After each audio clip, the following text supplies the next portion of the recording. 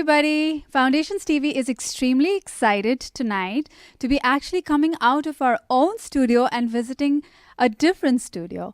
And if you've ever organized an event or even participated in an event in the New England area, you've already probably visited this studio because our guest tonight is Mr. Jawed Wahid. Welcome.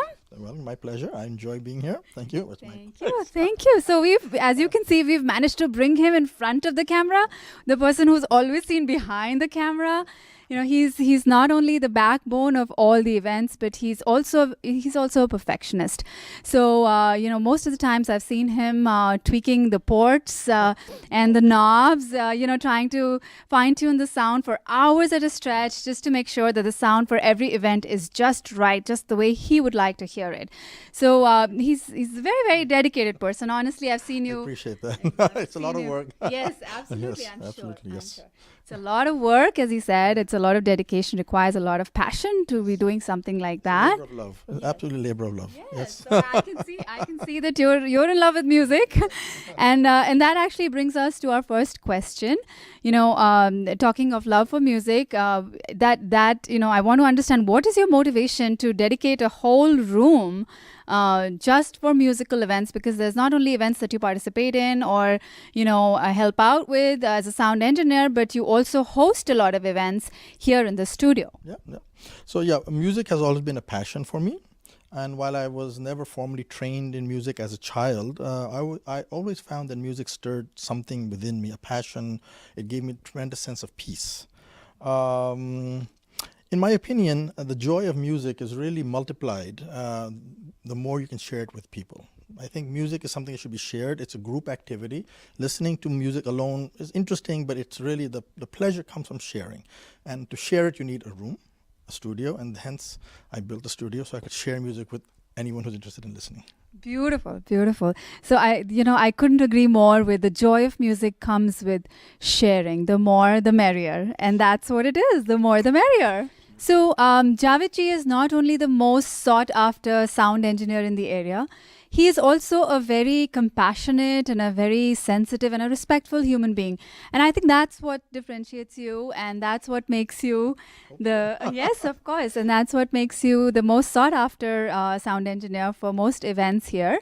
So we would like to hear a little bit more about your evolution of reaching this level where everybody wants to involve you in the events. Surely. Before getting into sound engineering, I had attended many programs that were disasters due to the poor quality of the sound engineering. It was just a waste of time for the audience, a waste of time for the artists on stage. And they'd come, on those days they used to come from India because there were very few local artists that performed. So being an electrical engineer with a specialization in signal processing and being naturally analytic, given that I'm an engineer, I could easily understand what the factors were that were causing the bad sound to happen. And I knew what would be necessary to fix the sound. So I then went about getting top of the line, expensive equipment, and that could provide me with the tools I needed to get good quality sound. Contrary to what people may think, a mic is not a mic and a speaker is not a speaker. High quality mics and high quality speakers give you high quality sound.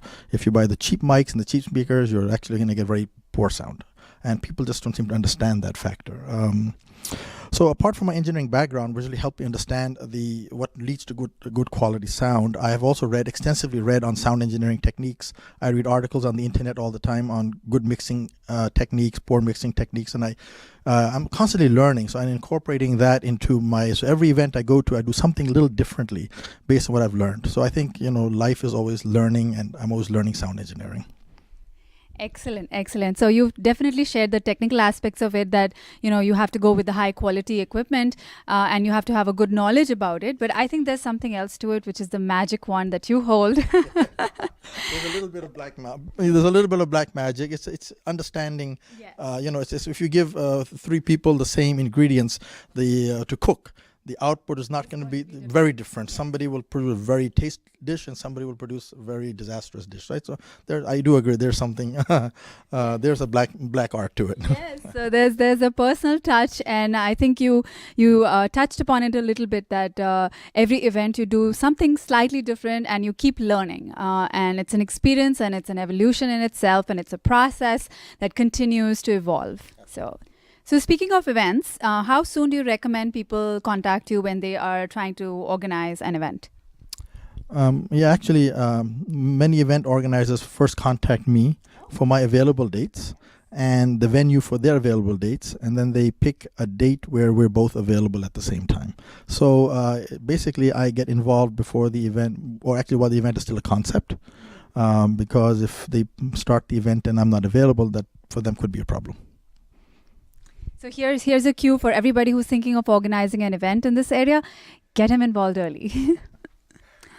So what I want to do right now is actually want to stand on the other side and have Jawed ji stand on this side. So we're going to take a break and we'll be right back.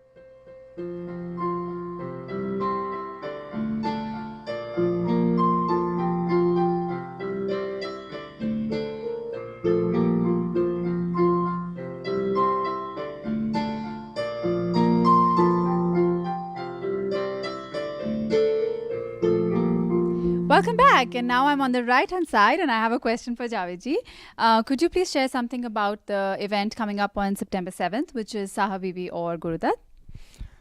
Okay, well, Sahib Bibi or Guru Dutt is being organized by a friend of mine, Meena Sundaram.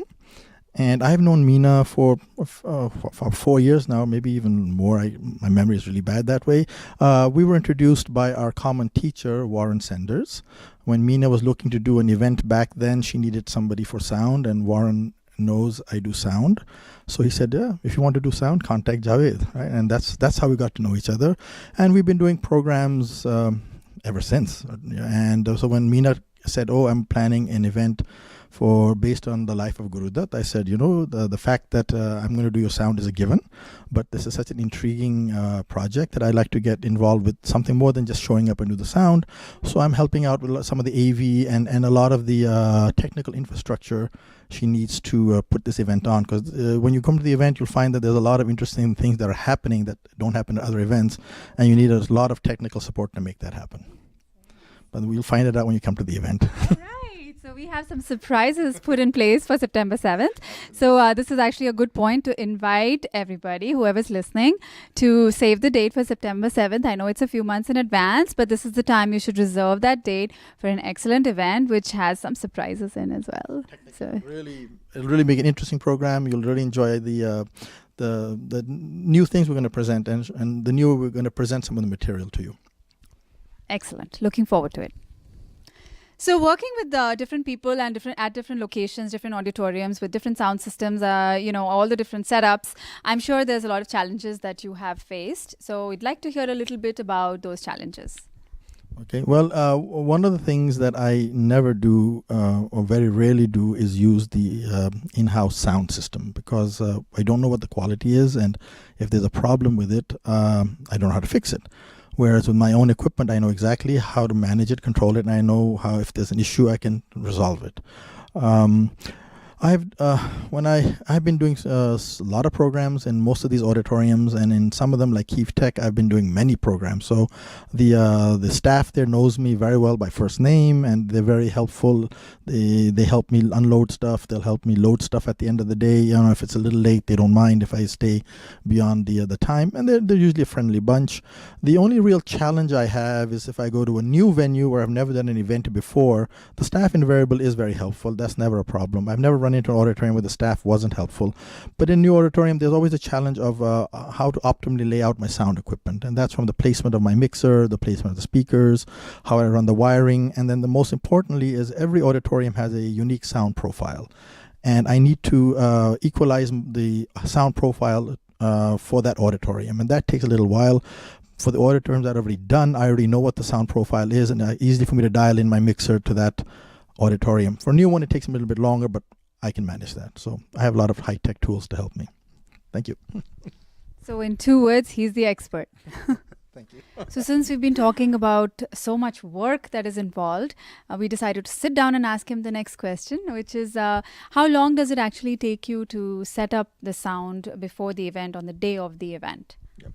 That has a two-part answer, right? If it's a new venue that I'm going to set up sound at where I've never been there before, I would require a site visit sometime ahead of the event, and I talk to the event organizer and I meet them there. They arrange for the venue person, technical person, to be there, and I like to do the site survey ahead of time so that there are no surprises from where do I load the equipment from. I don't want to wind up that day and find out, oh, you got to climb 4 stairs to get your equipment in. That's not going to work. Okay, so I find out where the loading is going from, how far the loading doors are from the stage. I need to know that all ahead of time. I have to plan accordingly. If it's right next to the auditorium, I can load in very fast. If it's at the other end of the school and you got to walk 10 minutes for each load, it's a long walk. So that's the first part. The second part is in the actual day of event.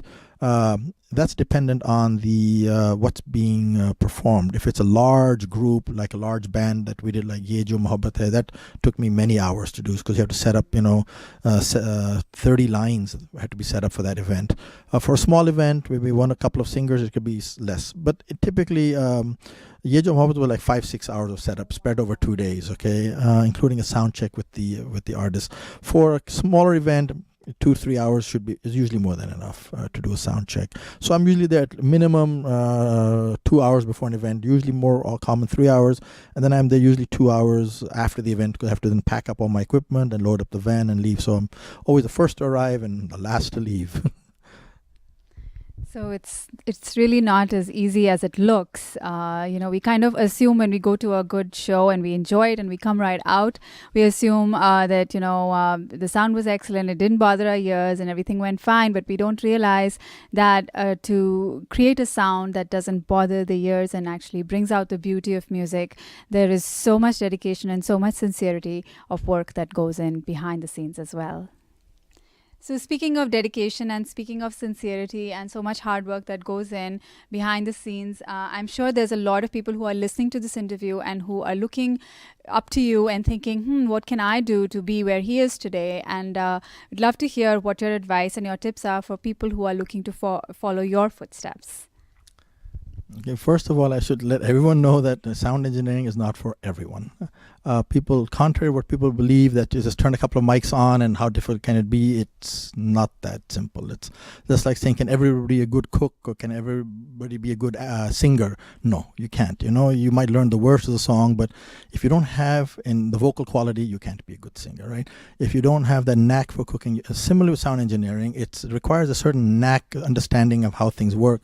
So if you don't have the knack, don't try. All you're going to do is destroy someone's program. You're trying because that poor person is on stage and you're not giving them optimal sound. But if you do feel you have a knack for sound engineering, then first and foremost is you should always invest in good equipment. Don't cut corners on equipment costs. Equipment really makes a big difference in the quality of the sound coming out. And the second, in fact, I'd say that the quality of sound is directly proportional to the quality of the equipment. There's no two ways about it. I have cycled through a lot of equipment over the last few years. I always find something a little bit more better, and even if I get a 3% improvement, I'll go for it. And people don't perceive it, but I perceive it. The other thing is that no one is born with a knowledge of sound engineering, so by all means pursue knowledge. I've read many books. I continue to read books. I go on the internet and I do searches on specific areas of sound where I think there might be a weakness, and I find out tips that can help me overcome those weaknesses. So I'm always learning on better sound engineering techniques. That's the only way you're going to get it. Excellent advice. Excellent advice. So the last question for you this evening, Javedji, is since this is an interview conducted by Foundations TV, we have listeners who are looking to hear what your motivational and inspirational message for them is. You asked the wrong guy that question. No. Okay, the reason is that if life permits, follow your passions. Okay? Live for your passions. They give one true joy and satisfaction. I mean, I live for my passions. I'm a passionate sound engineer. I'm a passionate skier.